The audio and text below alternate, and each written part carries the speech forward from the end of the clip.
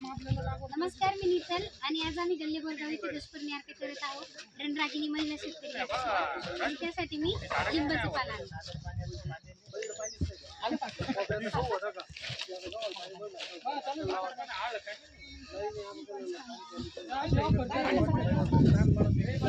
नमस्कार, माझं नाव पूनम खोसरे. आम्ही पाणी फाउंडेशन अंतर्गत दशपर्णी अर्क तयार करत आहोत. त्यासाठी मी खरंच हा पाला आणलेला आहे.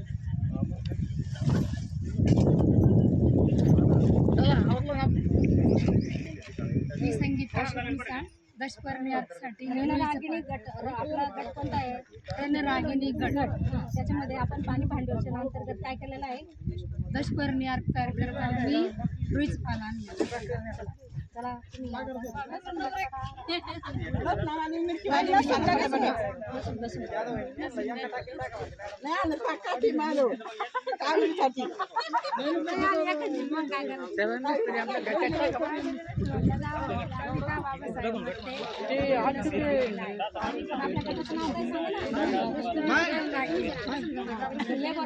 रणरागिणी महिला गटामध्ये तुमचं नाव काय आहे? कविता बाबासाहेब.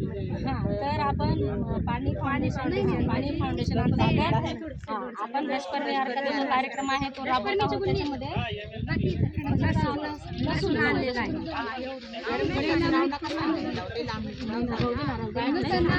दशपर्णी अर्कसाठी काय आणलं? बोलायची प्रॅक्टिस करून घेते मी. सगळ्यालाच नाही जमता. नमस्कार, मी कोमल खोसरे.